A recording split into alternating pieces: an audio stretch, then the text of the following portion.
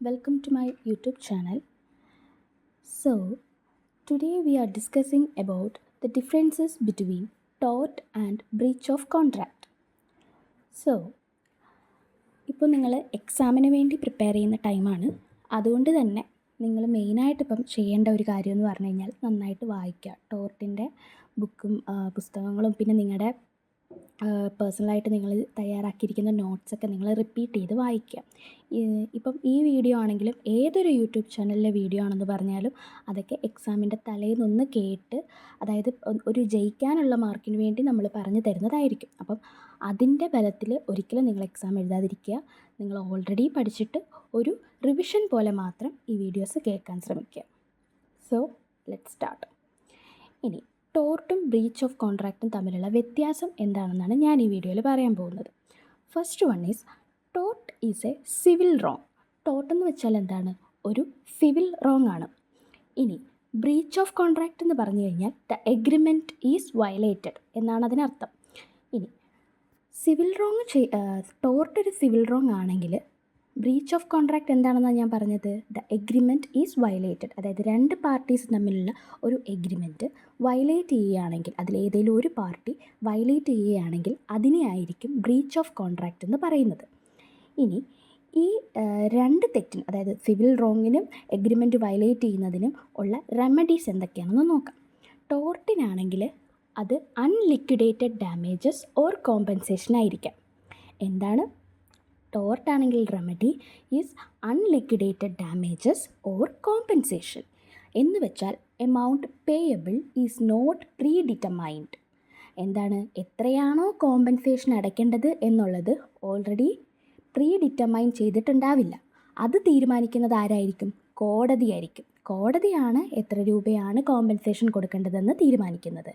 ഇനി breach of കോൺട്രാക്റ്റിലോട്ട് വരുമ്പോഴത്തേക്കിനും അത് എമൗണ്ട് പേയബിൾ എത്ര ആണെന്ന് വെച്ച് കഴിഞ്ഞാൽ അത് പ്രീ ഡിറ്റർമൈൻഡ് ആണ്.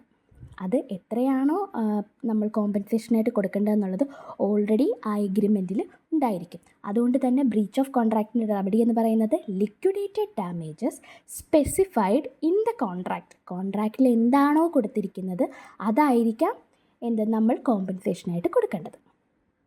അതുപോലെ തന്നെ ടോർട്ടിന് സെപ്പറേറ്റ് ആയിട്ടൊരു ആക്ട് വരുന്നില്ല. ഇപ്പോൾ ഏതൊരു ലോ സബ്ജക്റ്റ് നമ്മൾ എടുത്താലും അതിലൊക്കെ നമ്മൾ പലതരം ആക്റ്റുകൾ പഠിക്കാറുണ്ട്.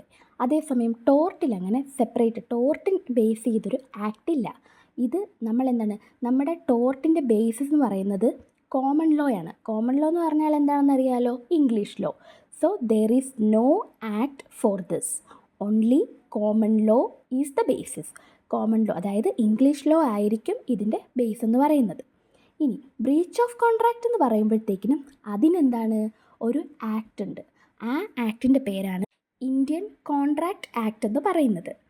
അപ്പോൾ ബ്രീച്ച് ഓഫ് കോൺട്രാക്റ്റ്, അതായത് കോൺട്രാക്റ്റ് വയലേറ്റ് ചെയ്യുകയാണെങ്കിൽ അതിനകത്ത് സെപ്പറേറ്റ് ഒരു ആക്ട് ഉണ്ട്. ആ ആക്ടിൻ്റെ ബേസിലായിരിക്കും തീരുമാനങ്ങൾ എടുക്കുന്നത്. അപ്പോൾ ആ ആക്ടിനെ പറയുന്ന പേര്, അതായത് നമ്മുടെ നാട്ടിലെ ആക്ടിൻ്റെ എന്താണ്? ഇന്ത്യൻ കോൺട്രാക്റ്റ് ആക്ട് എന്നാണ് പറയുന്നത്. ഇനി ടോർട്ടിലാണെങ്കിൽ എന്തായിരിക്കും വയലേറ്റ് ചെയ്തിട്ടുണ്ടാവുക? Right in rem is violated. ടോർട്ടിൽ എന്തായിരിക്കും വയലേറ്റ് ചെയ്തിരിക്കുന്നത്? Right in rem. ഇനി എന്താണ് right in rem? What is right in rem? A right that is enforceable against everyone or the world എന്നാണ് അതിൻ്റെ ഡെഫിനിഷൻ വരുന്നത്. എന്താണ്? നമ്മുടെ ഇപ്പോൾ ഒരു എക്സാമ്പിൾ പറയുകയാണെങ്കിൽ ഒരു ownership of a house, a copyright or A patent, ഇതിൻ്റെയൊക്കെ എതിരെയുള്ള ഒരു ആക്ഷനെയാണ് അതായത് റൈറ്റ് ഇൻ റെം എന്ന് പറഞ്ഞാൽ എന്താണ്? Right that is enforceable against everyone. അപ്പോൾ ownership of a house, a copyright or a പേറ്റൻറ്റിനൊക്കെ എതിരെ നമ്മളൊരു ആക്ഷൻ ചെയ്യുകയാണെങ്കിൽ അതാണ് ടോർട്ടിൻ്റെ അണ്ടറിൽ വരുന്നത്. ഇപ്പോൾ അതിൻ്റെ ഒരു എൻഫോഴ്സ്മെൻറ്റിൻ്റെ എക്സാമ്പിൾ പറയുകയാണെങ്കിൽ you can sue any one who trespasses on your land. അതായത് നമ്മുടെ പ്രോപ്പർട്ടിയിൽ ട്രസ്പാസ് ചെയ്യുന്ന ഏതൊരു വ്യക്തിക്കെതിരെയും നമുക്ക് എന്ത് ചെയ്യാൻ പറ്റും? സ്യൂട്ട് കൊടുക്കാൻ പറ്റും. ഇനി ബ്രീച്ച് ഓഫ് കോൺട്രാക്റ്റിൻ്റെ അണ്ടറിൽ വരുമ്പോൾ അവിടെ വയലേറ്റ് ചെയ്തിരിക്കുന്നത് റൈറ്റ് ഇൻ പേഴ്സോണം ആണ്. ഇനി റൈറ്റ് ഇൻ പേഴ്സോണം എന്ന് വെച്ചാൽ എന്താണ്? A right that is enforceable only against a specific person or a group of people.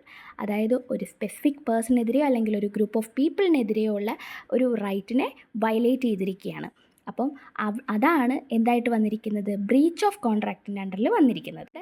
നമ്മൾ വ്യത്യാസം ടോർട്ടും ബ്രീച്ച് ഓഫ് കോൺട്രാക്റ്റും തമ്മിലുള്ള ഡിഫറൻസ് ചോദിക്കുമ്പോൾ നിങ്ങൾ അറിഞ്ഞു വെച്ചിരിക്കുന്നത്, അല്ലെങ്കിൽ അതിൽ നോട്ട് ചെയ്യേണ്ട ഒരു കാര്യം എന്താണ്, ടോർട്ടിൽ നമ്മൾ എന്താണ് വയലേറ്റ് ചെയ്തിരിക്കുന്നത്, right in rem is violated and breach of കോൺട്രാക്റ്റിൽ right in personam is violated.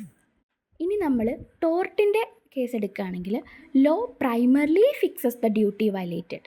Duty violate ഏത് ഡ്യൂട്ടിയാണോ വയലേറ്റ് ചെയ്തത് ലോ പ്രൈമർലി ഫിക്സ് ചെയ്യുന്നത് ആ ഡ്യൂട്ടി ഏത് ഡ്യൂട്ടിയാണോ വയലേറ്റ് ചെയ്യുന്നത് അതിനെയായിരിക്കും. ഇനി ബ്രീച്ച് ഓഫ് കോൺട്രാക്റ്റിലോട്ട് വരുമ്പോൾ the parties themselves fix duties എന്നാണ് കൊടുത്തിരിക്കുന്നത്.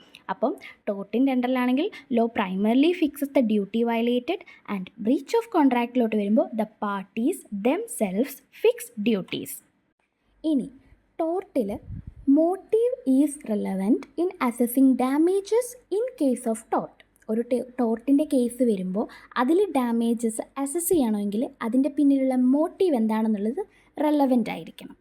അപ്പോൾ ടോർട്ടിൻ്റെ അണ്ടറിലാണെങ്കിൽ എന്താണ്, motive is relevant in assessing damages in case of tort. ഇനി നമുക്ക് ബ്രീച്ച് ഓഫ് കോൺട്രാക്റ്റിലോട്ട് നോക്കാം. ബ്രീച്ച് ഓഫ് കോൺട്രാക്റ്റിലോട്ട് വരുമ്പോൾ it is not relevant in a contract. അതായത് മോട്ടീവ് എന്ന് പറയുന്നത് ബ്രീച്ച് ഓഫ് കോൺട്രാക്റ്റിൻ്റെ അണ്ടറിൽ ഒരു റെലവൻറ്റേ അല്ല. സോ ടോർട്ടിൽ മോട്ടീവ് റെലവൻ്റ് ആണ് എന്തിന്, ഡാമേജസ് അസസ് ചെയ്യാൻ. അതേസമയം ബ്രീച്ച് ഓഫ് കോൺട്രാക്റ്റിൽ ഡാമേജസ് അസസ് ചെയ്യാൻ മോട്ടീവിൻ്റെ ആവശ്യമില്ല. ആ കോൺട്രാക്റ്റ് നമ്മൾ വയലേറ്റ് ചെയ്തു, ഒരു പാർട്ടി വയലേറ്റ് ചെയ്തു എന്നുള്ളത് മാത്രമേ അവിടെ കണക്കിലെടുക്കുകയുള്ളൂ. അല്ലെങ്കിൽ അതിനുള്ള റീസൺ എന്താണെന്നുള്ളത് അവിടെ ആരും കണക്കാക്കില്ല. ടോർട്ടിൻ്റെ അണ്ടറിലാണെങ്കിൽ a minor is liable in tort. ടോർട്ടിൽ വരുമ്പോഴത്തെന്താണ്, a minor is liable in tort. ടോർട്ടുമായി ബന്ധപ്പെട്ട ഒരു കേസ് വരികയാണെങ്കിൽ അവിടെ മൈനറാണ് എന്നുള്ളത് വെച്ചിട്ട് ആളെ വെറുതെ വിടുന്ന ഒരു രീതിയില്ല. മൈനർ എന്താണ്, ലയബിൾ ആയിരിക്കും. ചെയ്ത് എന്താണോ ആക്ട് അതിൻ്റെ പരിണിത ഫലമായിട്ട് ആ മൈനർ ലയബിൾ ആയിരിക്കും. ഇനി ബ്രീച്ച് ഓഫ് കോൺട്രാക്റ്റിലോട്ട് വരുമ്പോഴത്തേക്കിനും a minor's contract is void. മൈനറുമായിട്ടുള്ള ഏതൊരു കോൺട്രാക്റ്റും അതിന് അവർ വിത്തൗട്ട് നോളജ് ആണെങ്കിൽ പോലും ഒരു മൈനറിൻ്റെ കോൺട്രാക്റ്റ് എന്തായിരിക്കും, വോയിഡ് ആയിരിക്കും. അപ്പോൾ അതുകൊണ്ട് തന്നെ ഹീ ഈസ് നോട്ട് ലയബിൾ. അതിൽ ബ്രീച്ച് ഓഫ് കോൺട്രാക്റ്റിൻ്റെ അണ്ടറിൽ ഒരു മൈനറുമായിട്ടുള്ള ഒരു കോൺട്രാക്റ്റിൽ ആ കോൺട്രാക്റ്റ് മൈനർ തെറ്റിച്ചിട്ടുണ്ടെന്നുണ്ടെങ്കിൽ he is not liable because a minor's contract is void. So ഇന്നത്തേക്കിന് നമ്മൾ അത്രയും പറഞ്ഞ് നിർത്തുകയാണ്. അപ്പം നമ്മൾ ഇന്ന് എന്തൊക്കെയാണ് പറഞ്ഞത്, 7 major differences between tort and breach of contract. അപ്പോൾ നിങ്ങൾക്ക് ഞാൻ പറഞ്ഞല്ലോ, എക്സാമിന് തൊട്ട് മുന്നേ ആയിട്ട് ഒരു റിവിഷൻ പോലെ മാത്രം കേട്ട് പോകേണ്ടതാണ് ഇതൊക്കെ. നിങ്ങൾ പഠിക്കാൻ വേണ്ടിയിട്ട് ഒരുപാട് നന്നായി വായിക്കുക. എന്തെങ്കിലും സംശയങ്ങളുണ്ടെങ്കിൽ നിങ്ങൾക്ക് കമൻറ്റ് ബോക്സിൽ പറയാവുന്നതാണ്. അപ്പോൾ അതുമായി ബേസ് ചെയ്ത് ഞാൻ ഇനിയും വീഡിയോസ് ചെയ്യാം. So thank you.